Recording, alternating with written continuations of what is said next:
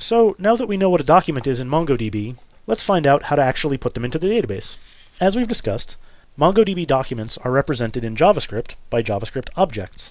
So we can create a variable in JavaScript, let's call it doc, whose value is some JavaScript object, such as, say, name Smith, age 30, profession hacker. All this does is establish a binding between a variable in JavaScript and a value.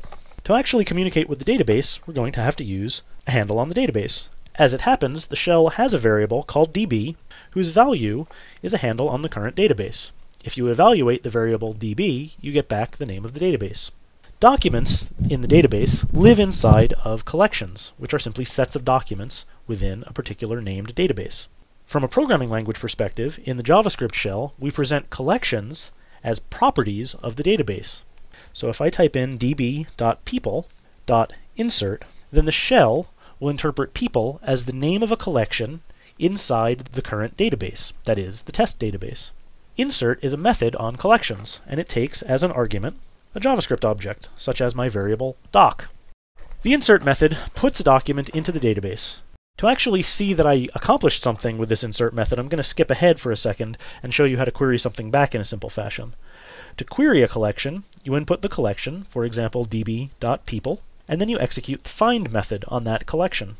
If you call find with no arguments, you'll get back all of the documents in that collection. And there's my document back. That is, I get back a document where name is Smith, age is 30, and profession is the string hacker.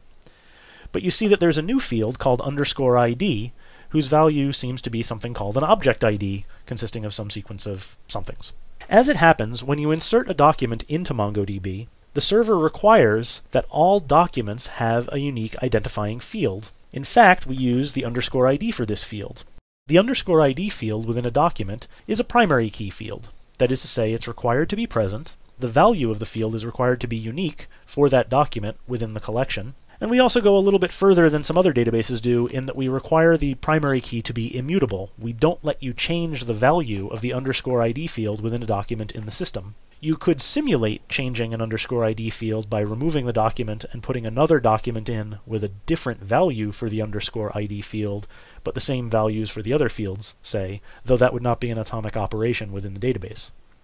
So the _ID field is the primary key. All normal collections in MongoDB have an _ID primary key requirement. We'll talk about abnormal collections eventually during this course. Now what about this object ID business on the right-hand side of the colon? Well, in MongoDB, we require the _ID to be unique within the collection. In order to facilitate this, we give you a type called object ID, the construction of which takes into account the current time, an identifier for the machine that's constructing the object ID, the process ID of the process on the computer that's constructing the object ID, and a counter that's global to the process that's constructing the object ID. By smushing these pieces of information together, we get a value that has very high probability of being unique, that is to say, won't be generated again so long as time continues moving forward. In this way, an object ID in MongoDB is intended to be a globally unique identifier. In consequence, we can use an object ID as an _ID fairly simply without any probability that there will be any collisions in the _ID space within a particular collection. And so, in fact, if your application does not explicitly fill in a field called _ID when it's inserting a document into the database, an object ID will be constructed for you that will be used as the _ID of your document. So let me show you that again.